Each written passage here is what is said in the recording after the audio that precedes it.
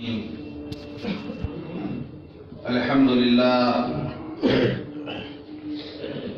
لله رب العالمين، والصلاة والسلام على سيد الأنبياء والمرسلين وخاتم النبيين سيدنا محمد وآله وصحبه أجمعين، ومن تبعهم بإحسان ودعا بدعوتهم إلى يوم الدين. أما بعد، عن أنس بن مالك رضي الله عنه قال: قال رسول الله صلى الله عليه وسلم: لا يؤمن أحدكم حتى أكون أحب إليه من والده وولده والناس أجمعين، أو كما قال عليه الصلاة والسلام. رواہ البخاری. محترم بزرگوں، دوستوں اور دینی بھائیوں، ابھی میں نے آپ حضرات کے سامنے بخاری شریف کی ایک حدیث پڑھی. اس حدیث کے راوی ہیں حضرت انس بن مالک رضی اللہ عنہ. حضرت انس بن مالک رضی اللہ عنہ یہ حضور پاک صلی اللہ علیہ وسلم کے خادم تھے. جب آپ مکہ المکرمہ سے ہجرت فرما کر مدینہ منورہ تشریف لے گئے تو حضرت انس رضی اللہ عنہ کی عمر اس وقت 10 سال کی تھی. ان کے والدین نے حضور پاک صلی اللہ علیہ وسلم کی خدمت میں پہنچا دیا کہ اللہ کے رسول یہ بہت ضعیف بچہ ہے، یہ بھی خدمت کرے گا. اس وقت سے سفر میں حضر میں حضرت انس رضی اللہ عنہ حضور پاک صلی اللہ علیہ وسلم کی خدمت فرماتے. اپنے نام کے آگے خادم لگانا پسند کرتے تھے، اس پر فخر کرتے تھے. خادم و رسول اللہ صلی اللہ علیہ وسلم. حضرت انس رضی اللہ عنہ فرماتے ہیں کہ میں نے تقریباً 10 سال تک حضور پاک صلی اللہ علیہ وسلم کی خدمت کی. ان 10 سالوں میں نہ تو آپ نے کبھی مجھے ڈانٹا، نہ کبھی مارا، نہ کبھی برا بھلا کہا، نہ کبھی بددعا دی. کبھی ایسا بھی ہوا کہ آپ نے کسی کام کو کرنے کے لیے کہا، میں نے کہا کہ میں نہیں کروں گا، لیکن آپ نے مجھے ڈانٹا نہیں. ایک مرتبہ آپ نے مجھے کام سے بھیجا، میں باہر جا کر بچوں کے ساتھ کھیلنے لگا. آپ تشریف لائے اور آپ نے دیکھا کہ بچوں کے ساتھ کھیل رہا ہوں تو آپ نے فرمایا تم ابھی تک کام کے لیے نہیں گئے؟ انہوں نے کہا اللہ کے رسول بس جا رہا ہوں کام کے لیے.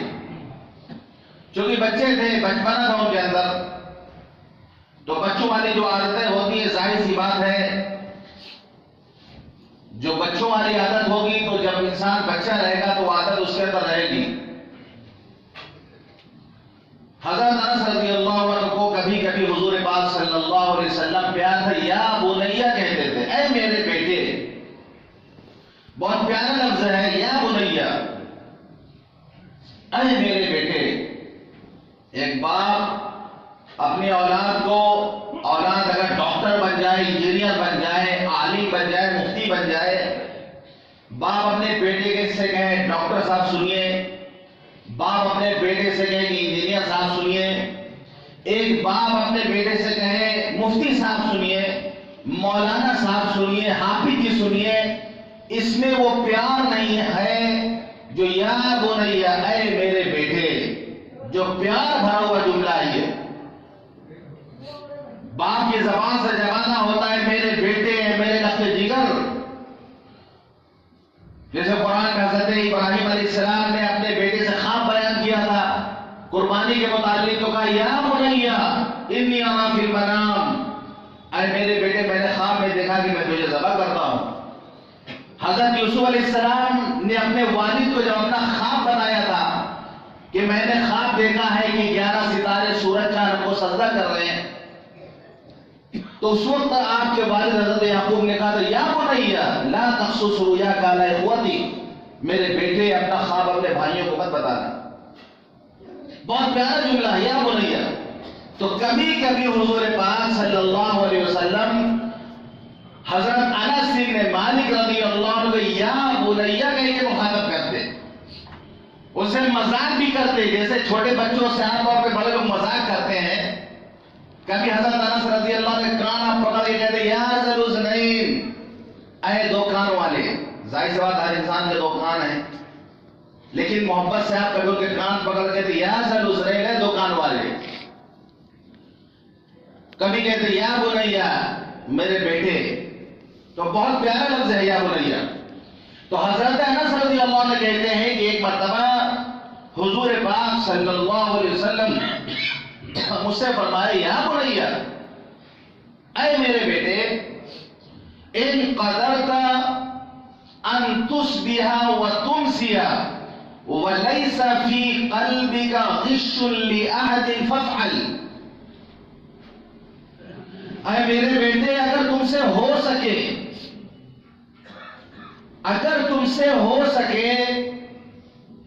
کہ تم صبح اور شام اس حال میں کرو کہ تمہارے دل میں کسی کی طرف سے کینہ اور بغض نہ ہو. یا بنیا ان قدرت ان تصبح وتمسی وليس في قلبك غش لآدم فافعل.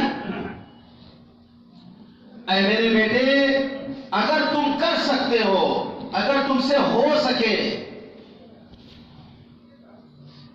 تم صبح اور شام اس حال میں کرو کہ تمہارے دل میں کسی کی طرف سے کینہ بغض نہ ہو، تو ایسا کرو. ثم قال یا بنیا، پھر آپ نے فرمایا اے میرے بیٹے، وَذَلِكَ مِن سُنَّتِي، یہ میری سنت ہے،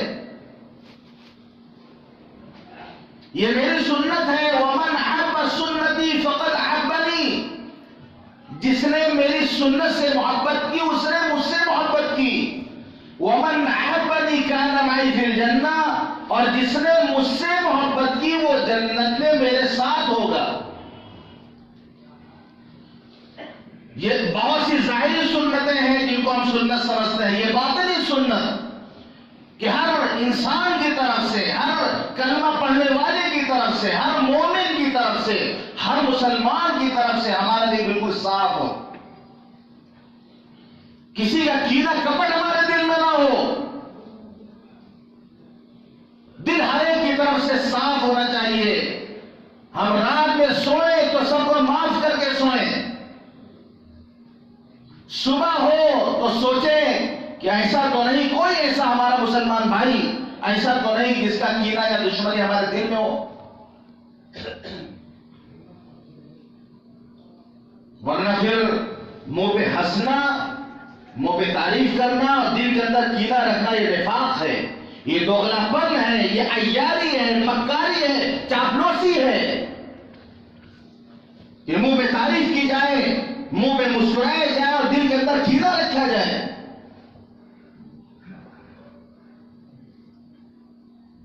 اور خاص طور سے امت کا جو بڑا طبقہ ہے، علماء کا طبقہ ہے، بزرگان دین کا طبقہ ہے، ان کی طرف سے بدگمانی نہیں ہونی چاہیے. دلوں کے اندر ان کا اکرام ہونا چاہیے. کینہ دشمنی تو بہت دور کی بات ہے. ورنہ علماء بزرگان دین کی دشمنی دل میں رکھنا ہو سکتا ہے کہ مرتے وقت کلمہ نصیب نہ ہو.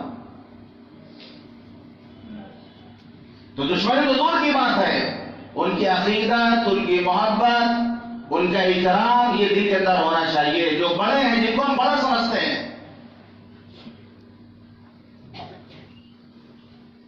ایک بات اور وضاحت کر دوں، جس امام کے پیچھے آپ نماز پڑھتے ہیں، جس امام کے پیچھے آپ نماز پڑھتے ہیں، اس کی طرف سے بھی دل آپ کا صاف ہونا چاہیے. یہ نہیں کہ امام سے اندر سے دشمنی بھی ہے، نفرت بھی ہے، بغض بھی ہے، عداوت بھی ہے، حسد بھی ہے، جلن بھی ہے، اور نماز اسی کے پیچھے پڑھنا ہے آپ. بہت کھلے لفظوں میں کہہ رہا ہوں، اگر ایسا کسی کو لگتا ہے کہ امام غلط ہے یا ہمارے نزدیک امام اچھا نہیں ہے تو پھر وہ دوسری مسجد چلا جائے. لیکن اگر دشمنی، عناد، بغض، تکبر، دشمنی، حسد، جلن، کینہ، ان تمام بیماریوں کو دل میں رکھے اور پھر اس امام کے پیچھے اگر وہ نماز پڑھتا ہے تو پتہ یہ چلا کہ نماز کی اس کے نزدیک کوئی حیثیت اور وقت نہیں ہے. کپڑے والے سے آپ لڑائی ہے، آپ کو پسند نہیں تو اس کی دکان سے آپ کپڑا نہیں لینے جائیں گے. مودی والے صاحب کی لڑائی ہے، آپ اس کو پسند نہیں کرتے، آپ اس کی دکان سے سامان لینے نہیں جائیں گے. دنیا داری میں تو ہمارا یہ حال ہے. لیکن نماز کے لیے جب آئیں گے تو امام کی برائی بھی کریں گے، ان کا کینہ بھی دل میں رکھیں گے، ان سے نفرت بھی کریں گے، اور نمازوں کے پیچھے اس امام کے منہ میں نہ کعبے شریف کی طرف اللہ اکبر.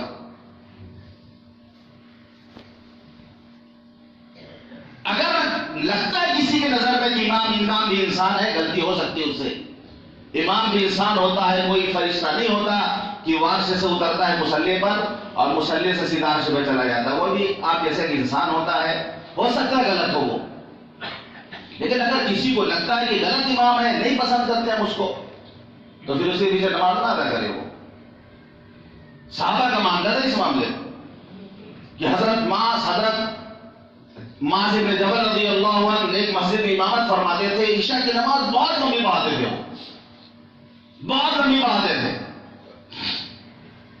ایک صحابی اللہ کے رسول کو شکایت کرنے کہ اللہ کے رسول کو نماز نہیں پڑھیں گے، وہاں بہت لمبی نماز پڑھاتے، تھک جاتے ہم لوگ، نماز نہیں پڑھیں گے ہم ان کے پیچھے. تو حضرت معاذ بن جبل رضی اللہ عنہ کو حضور پاک صلی اللہ علیہ وسلم نے بلا کے فرمایا فتار وانت یا معاذ، اے معاذ تم لوگوں کو فتنے میں ڈالنا چاہتے ہو؟ اتنی لمبی نمازیں مت پڑھاؤ، اتنی لمبی رکعت مت پڑھاؤ. والشمس وضحاها واللیل اذا یغشی، یہ سورتیں پڑھا کرو. کتنی صاف بات صحابی نے فرما دی، اللہ کے رسول لمبی نماز پڑھاتے ہیں، ہم نماز نہیں پڑھیں گے ان کے پیچھے. اختلاف ہو سکتا ہے انسان سے، تو نماز نہ پڑھے اس کے پیچھے. تو ہر مقتدی کو یہ سوچنا چاہیے، اگر اکثر مقتدی ناپسند کرتے امام کو تو مشورہ کر کے امام کو ہٹا دیں کہ بھائی اکثریت امام کو ناپسند کرتی ہے تو امام کو ہٹ جانا چاہیے وہاں پر. پھر اگر امام کو لگے کہ اکثر مقتدی اس کو ناپسند کرتے ہیں تو اس کو ہٹ جانا چاہیے، یا کم از کم لوگ ہٹا دیں اس کو. لیکن اگر دو چار ایسے لوگ ہیں جو امام کو ناپسند کرتے ہیں تو پھر ان کو ہٹ جانا چاہیے، ورنہ پھر یہ تو نفاق ہوگا کہ بظاہر اقتدا بھی کر رہے ہیں، نماز بھی ادا کر رہے ہیں، اندر سے بغض ہی ان کا بھرا ہوا ہے. یہ خطرے کی چیز ہے. اس سے یہ پتا چلتا ہے کہ نماز کی ہمارے نزدیک کوئی ویلو نہیں ہے. نماز ہو چاہے نہ ہو، رہیں گے اسی امام کے پیچھے، خوب برائی کریں گے، خوب پریشان کریں گے، جتنا ہو سکے گا اس کی غیبت کریں گے، مسجد چھوڑ کر جائیں گے. مسجد چھوڑ کے جانے کا مطلب ہے کہ ہماری ہار ہو گئی ہے، سب کچھ اسی کے پیچھے، پوری سیاست امام کے پیچھے لگا دیں گے، اپنی ہم پوری طاقت لگا دیں گے، مسجد چھوڑ کر جائیں گے. نماز ہو چاہے نہ ہو ہماری. بہت خطرناک ذہنیت ہے. آپ نے فرمایا ذالک من سنتی، یہ میری سنت ہے. سفید کرتا پاجامہ پہننا، سنت کے مطابق داڑھی رکھ لیا، پگڑی باندھ لیا، بہت اخلاق سے لوگوں سے سلام مصافحہ کر رہا، بڑی محبت سے لوگوں سے مل رہا، یہ ظاہری سنت ہے. لیکن اندر میں اگر خباثت بھری ہوئی ہے، اندر میں اگر دشمنی اور کینہ حسد ہے تو یہ باطنی سنت سے محروم ہے. وہ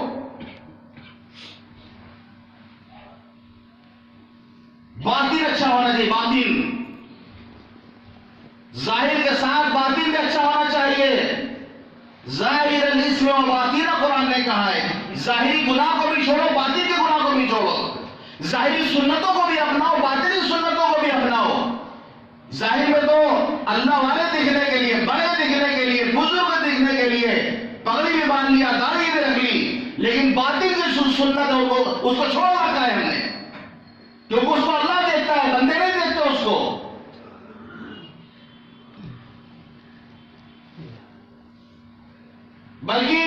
نئے لوگوں کو یہ جو کہتے ہیں کہ پگڑی باندھ کے سنت پہ عمل کرتے ہیں، یہ دھوکہ لگ رہا ہے ان کو. یہ بھی سن لیجیے آپ، یہ جو نئے پگڑی باندھے دھوکہ لگ رہا، سنت صرف ان کو پگڑی باندھنے میں نظر آتی ہے، جبکہ شیطان کام کر رہا ہوتا ہے کہ ان کے اندر تکبر پیدا کرے گا پگڑی باندھنے کے بعد. بظاہر ان کو لگتا ہے سنت پہ عمل کر رہے ہیں، شیطان اندر میں تکبر بھر رہا ان کے اندر پگڑی باندھنے کے بعد. بعض مسجدوں میں دیکھا آسا لیے کہ امام صاحب خطبہ دے رہے ہیں، کیا ہے بھائی حضور پاک صلی اللہ علیہ وسلم آسا لے کے خطبہ دیتے تھے، یعنی جہاں روک جھاڑنا ہو وہاں پہ سنت نظر آتی ہے، جہاں پہ عزت ویلو کی بات ہو وہاں سنت نظر آتی ہے. اور بھی جو سنتیں ہیں ان کو نہیں اختیار کیا جاتا. ظاہر کو سنوارنے کے لیے، ظاہر کو بنانے کے لیے سنت پہ عمل کر لیتے ہیں، اس میں بھی نیت خالص ہونی چاہیے. کوئی روایتی چیز نہیں ہے، وہ نیت خالص ہونی چاہیے اس میں بھی. تو باطنی سنت یہ ہے کہ ہر ایک کی طرف ہمارا دل صاف ہو، کسی کا کینہ ہمارے دل میں نہ ہو. امام کو بھی چاہیے کہ اس کے دل میں کسی مقتدی کا کینہ نہ ہو، ہر مقتدی کی طرف سے اس کا دل صاف ہونا چاہیے. آپ نے فرمایا صحابہ کرام سے، دیکھو کوئی کسی کی برائی مجھ سے نہ بیان کیا کرے. میں چاہتا ہوں کہ میں جب صحابہ کے درمیان جاؤں، اپنے ساتھیوں کے درمیان جاؤں تو ہر ایک کی طرف سے ہمارا دل صاف ہو. میں منع کرتا ہوں لوگوں سے کہ کسی کی برائی مجھ سے آگے نہ کیا کرو. اگر کوئی میری برائی کرتا ہے تو اس کو کرنے دو، کوئی غیبت کر رہا ہے کرنے دو، لیکن اس کو آگے ہم سے مت بتاؤ. ہمارے پاس جو اٹھتے بیٹھتے میں سختی سے ان کو منع کرتا ہوں کہ کسی نے اگر میرے بارے میں کوئی تبصرہ کیا اس کو مجھ سے آگے مت بتاؤ. کیونکہ ظاہر سی بات ہے امام بھی انسان ہوتا ہے، پھر ہو سکتا ہے اس کے دل میں کوئی سی بات پیدا ہو. جب پتہ ہی نہیں چلے گا بھائی کون کیا کہہ رہا، پیٹ پیچھے کون کیا کہہ رہا، وہ پیٹ پیچھے اس کو گناہ ملے گا اور اس کو بغیر محنت کے ثواب ملے گا. غیبت کا یہی تو فائدہ نقصان ہے، غیبت کرنے والے کو گناہ ملتا ہے اور جس کی غیبت کی جائے تو اس کو پتہ بھی نہیں ہوتا، اس کو ثواب بھی ملتا رہتا ہے. اگر کسی کے اندر بات لگانے کی، ادھر کی بات ادھر لگاتا، ادھر کی بات ادھر لگاتا ہے تو وہ اپنی اس عادت سے اس کو توبہ کرنی چاہیے. بہت سے لوگوں کی عادت ہوتی ہے کہ آپ آگ کے بعد جا کہیں گے فلاں کی برائی کر رہا تھا، اور پھر اس کے بعد جا کے کہیں گے کہ جو ہے وہ آپ کی برائی کر رہا تھا. اس کو بولتے ہیں چغل خوری کرنا. اور آپ نے فرمایا لا يدخل الجنت قطات، چغل خوری کرنے والا جنت میں داخل نہیں ہوگا. لا يدخل الجنت النمام، چغل خوری کرنے والا جنت میں داخل نہیں ہوگا. ایسے آدمی کو کہتے ہیں ذو الوجہین، دو چہرے والا. جیسے دو منہ کا سانپ دیکھا ہے آپ نے، ایک سانپ ہوتا ہے دو منہ والا، دونوں طرف اس کا منہ ہوتا ہے، اس کو دو منہ والا سانپ کہا جاتا ہے. اسی طریقے سے بعض انسان دو منہ والے سانپ جیسے ہوتے ہیں کہ آپ سے ملیں گے تو دوسرے کی برائی کریں گے، اور جب دوسرے کے پاس جائیں گے تو آپ کی برائی کریں گے. کام یہی ہے صبح سے شام تک. تو بہت خراب عادت ہے یہ، بہت خراب بات ہے. اس سے ہم سب کو توبہ کرنا چاہیے. اور حدیث کے سامنے آ جانے کے بعد، حدیث کے سامنے آ جانے کے بعد جب علم ہو گیا تو اسی وقت نیت کرنی چاہیے اور اپنا دل صاف کر لینا چاہیے. ہر ایک کی طرف سے، ہر ایک کی طرف سے اپنا دل صاف کر لینا چاہیے. وَلَيْسَ فِي قَلْبِكَ غِشٌّ لِأَحَدٍ فَافْعَلْ، کہ تمہارے دل میں کسی کی طرف سے کینہ نہیں ہونا چاہیے، ایسا کرو. اب یہ بات معلوم ہو گئی تو اگر کسی سے کوئی بات اگر ہماری تو اس کی طرف سے دل ہم صاف کر لیں، اپنا دنیا ہی میں صاف کر لیں. روز اعلان ہوتا رہتا ہے، کسی طرح ہم لوگ کا بھی ہو جائے گا، موقع ملے گا نہیں صاف کرنے کا دل. روز آنا رات میں سونے سے پہلے دل صاف کر کے سوئیں، لوگوں کو معاف کر کے سوئیں. اللہم لک الحمد ولک الشکر بیٹھ کے بار بار پڑھیں. بستری میں تو ٹائم ملتا ہے تھوڑا سا 2 منٹ کے لیے پڑھ لیا کریں اللہم لک الحمد ولک الشکر، کیونکہ سارا دن اللہ کا شکر میں نہیں گزرتا ہمارا. ایک ایک صبح سے شام تک ایک ایک نعمت کا استحضار کریں آپ، ایک ایک نعمت کا استحضار کریں، اس کا شکر ادا کریں آپ. استحضار کر کے اللہ نے ہمیں کلمہ پڑھنے والا بنایا، اللہ نے ہمیں مسلمان بنایا، کس کلیوں میں پیدا ہو گئے ہوتے، اللہ کہاں جاتے، کیا کھا رہے ہوتے، کیا پی رہے ہوتے، کس گندگی میں ہم پڑے ہوتے، کس کا منہ پی رہے ہوتے، کس کا کیا کھا رہے ہوتے. اللہ اپنے پاک صاحب مذہب اسلام کو ہمیں دیا ہے. اللہ تیرا شکر ہے. اسلام مذہب میں بھی کتنے فرقے ہیں، اللہ نے اہل سنت والجماعت میں سے بنایا.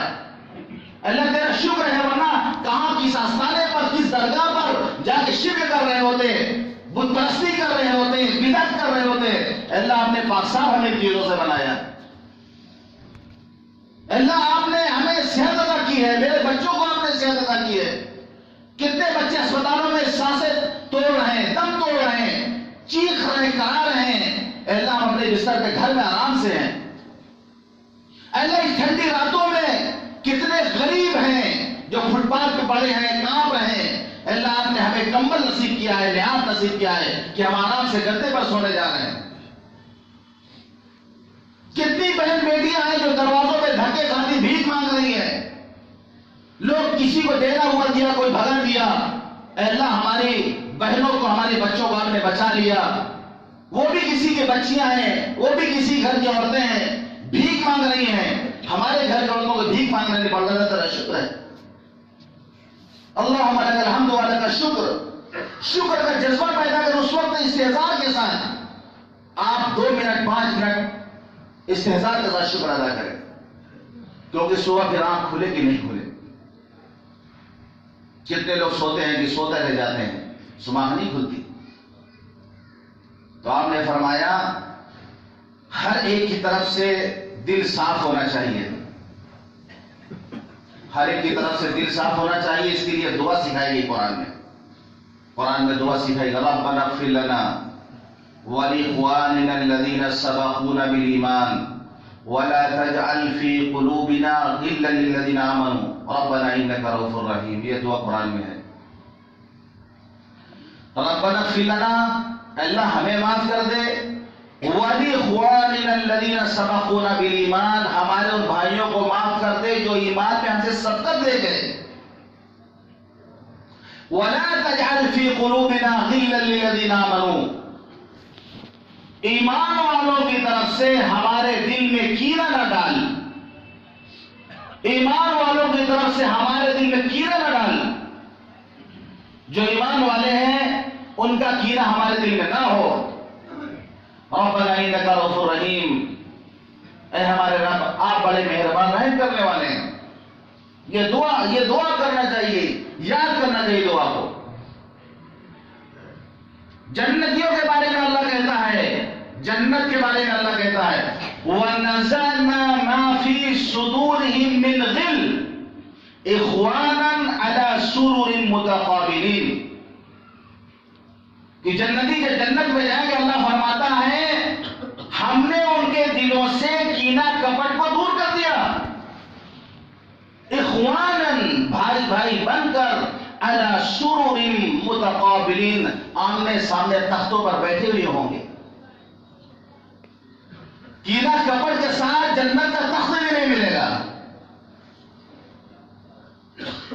کینہ کپٹ کے ساتھ جنت کا تخت بھی نہیں ملے گا. اللہ اس کو نکال دیں گے پہلے جنتیوں کے دل سے. وَنَزَعْنَا مَا فِي صُدُورِهِم مِّنْ غِلٍّ، کہ ہم نے نکال دیا ان کے سینوں سے کینہ کپٹ کو.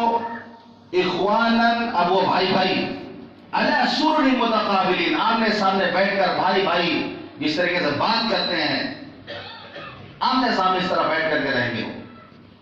لیکن ابھی دنیا میں حالت یہ ہے کہ بھائی بھی آمنے سامنے بیٹھنے کو تیار نہیں. بھائی بھی بیٹھنے کو تیار نہیں سامنے. کسی نے کہا ہے 4 مسلمان ایک سمت پر اسی وقت چلتے ہیں جب ان کے کاندھے پر جنازہ ہوتا ہے. 4 مسلمان صحیح رخ پر، چاروں کا منہ ایک ہی طرف ہو، ایک رخ پر اسی وقت چلتے ہیں جب ان کے کاندھے پر جنازہ ہوتا ہے. اس میں بھی ابھی سیاست کہ جنازہ بھی نہیں دے رہا ہم کو، جنازہ کو ہاتھ ہی نہیں لگانا ہے، جنازہ کو کندھے ہی نہیں دے رہا ہے. یعنی مرنے کے بعد بھی دشمنی ختم نہیں ہو رہی. کتنی بڑی دشمنی ہے کہ مرنے کے بعد تک ختم نہیں ہو رہی. وہ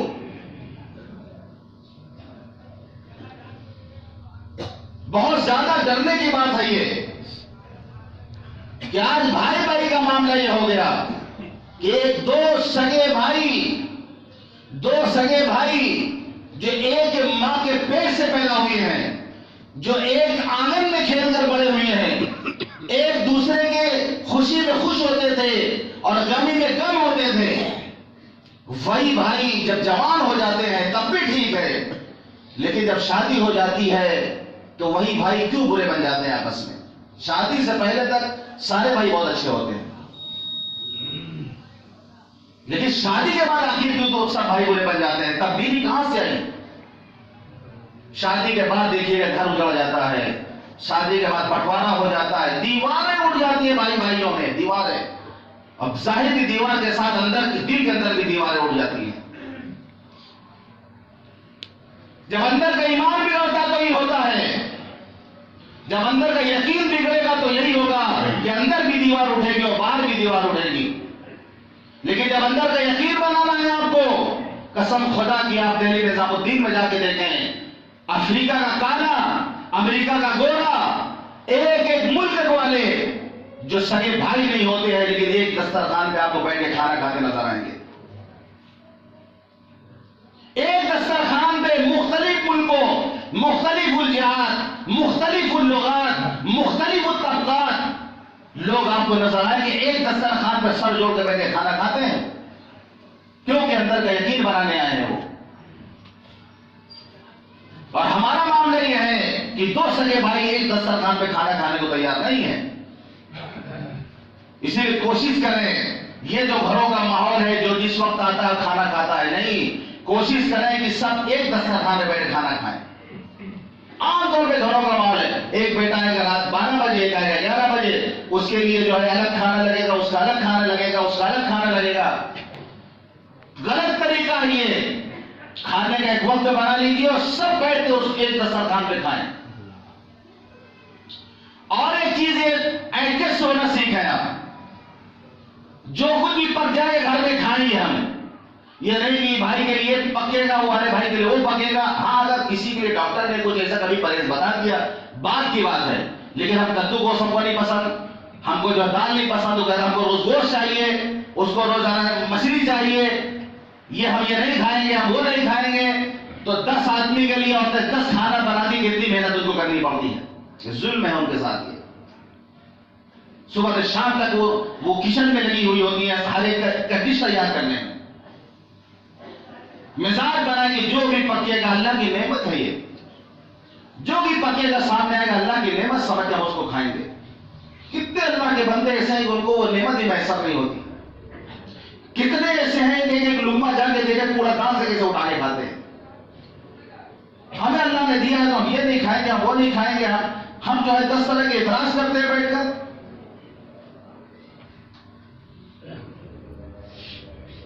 میں نے دیکھا حضرت مولانا رابع صاحب، اپنی آنکھوں سے میں نے دیکھا، یہ وہ لوگ ہیں، ان کے ساتھ کھانا کھانے کا بہت اتفاق ہوا۔ کبھی آج تک اگر نمک بھی کھانے میں رہا تو نمک بھی نہیں مانگتے کبھی کہ نمک کا میں کھانے میں لا کے نمک دے دو۔ ہمارے استاد سے مولانا عبداللہ حسین صاحب، ان کو شوگر تھی، اور مولانا رابع صاحب کو شوگر نہیں، دونوں سسر داماد ہیں۔ ایک دسترخوان پہ کھانا کھانے میں چائے آئی، خادم نے چائے الٹ کے دے دیا، جس میں چینی نے تھا مولانا رابع صاحب کو دے دیا، میٹھی والی مولانا عبداللہ حسین صاحب کو دے دیا۔ جب مولانا صاحب ہم اوپر گئے تو مولانا مسکرا رہے تھے، مولانا نے کہا کہ آج چائے پینے میں مزہ آ گیا، کیونکہ میٹھی چائے بہت دنوں بعد پینے کو ملی، اور حضرت مولانا رابع صاحب پھیکی چائے پی گئے بیچارے بغیر چینی والی۔ کیا لوگ ہیں یہ؟